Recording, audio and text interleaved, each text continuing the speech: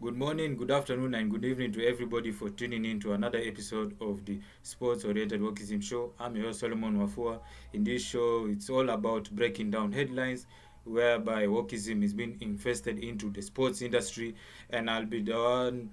My job is to tell you how woke this headline is, and letting you guys know that it's your choice to speak about it and be able to share that conversation with others so that we get to end wokeism in the sports industry, because wokeism is not just a cry for social change against systemic prejudice and injustices. That's what used to be 60 or so years ago.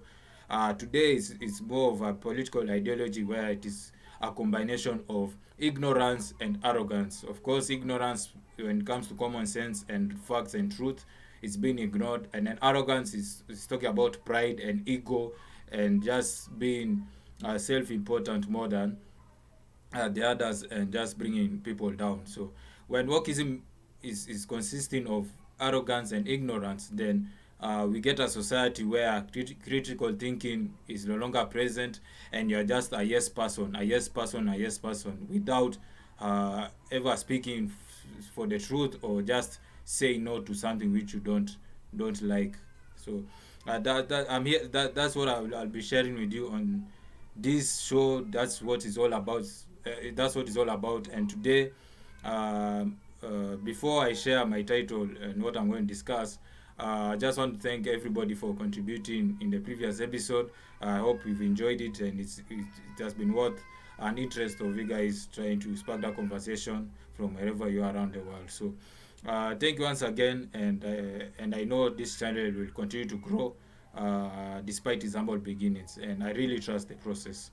So, without further ado, let me introduce you the topic of this episode. And this episode today, I call it "Killing Two Birds with One Stone." Now, why do I say that? Is because the two birds I'm going to be representing are the two woke headlines that have been trending in the past 24 or so hours, and then I'm going to use one stone, which is a headline which contains common sense. And so there are all these three stories combined are not you know directly related, but they all are a part of the wokeism culture that is happening in sports. And so allow me to dig deeper into this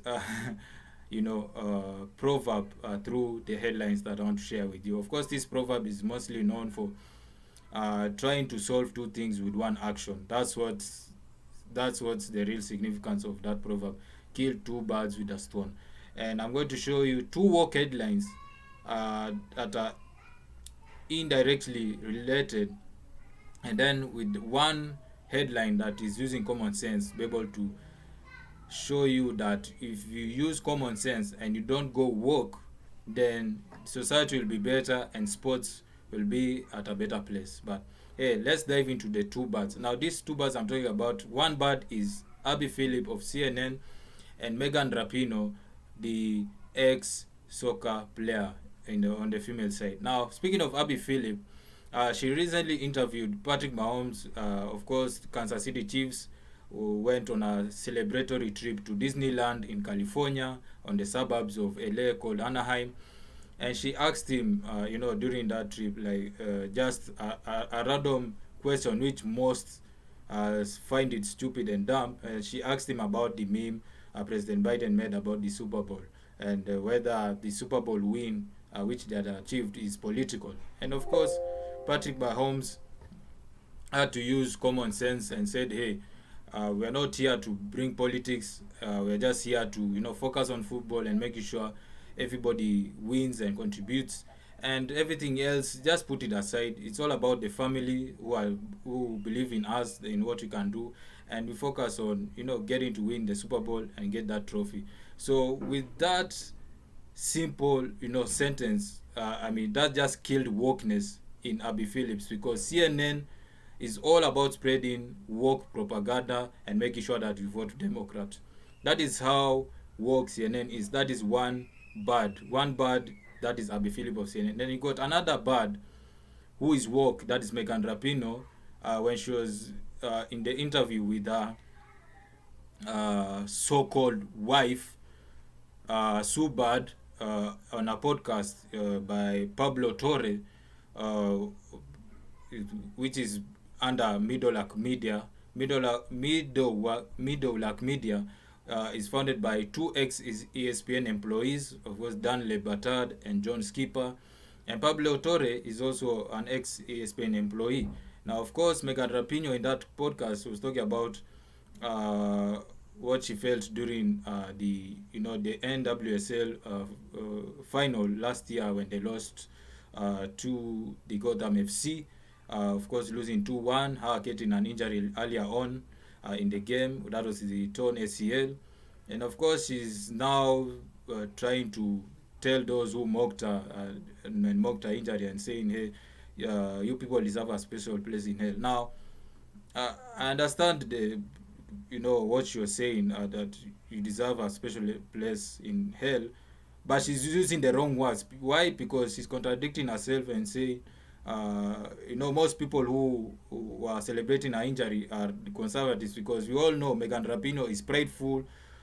She's hating her country by kneeling down during national anthem, and there's enough evidence to prove that Megan Rapinoe is all about pride and ego and fame, which you all know these things are temporary. And when she's trying to now express her feelings on Torres podcast, which is called Pablo Torre Finds Out, she starts using crocodile tears and trying to show that that they're attacking me. Oh, I felt hurt. My feelings were hurt. But the majority of the conservatives, like myself, are not that stupid to fall in that trap. Why? Because number one, she mocked God, saying that that injury shows that God does not exist. We all know that is not true. God will always show up in weird ways to bring to your attention. And of course, Megan Rapinoe has refused to acknowledge that reality, that God uses weird ways to bring to your attention that, hey, what you're doing is wrong, and if you continue to do this, I'm going to even do worse things than what you saw with your injury. And so she'll continue to be prideful, not apologizing, not retracting her statement, but she'll continue to use crocodile tears every opportunity she gets to speak about that injury, which they deserve to lose. Her former team is Seattle Reign, which by last year it was called OL Reign, and they deserve to lose because Megan Rapinoe was leading that front even during the Women's World Cup. That is how the US got knocked out in the round of 16. So her crying crocodile tears, the conservatives will not care about that. All they care is that Rapinoe is just prideful and egotistic, and until she repents and apologizes for those wrong words or those words that is using to mock Christianity, then hey, God is watching her, and he has that in his book. So that is another bad. That is Megan Rapinoe.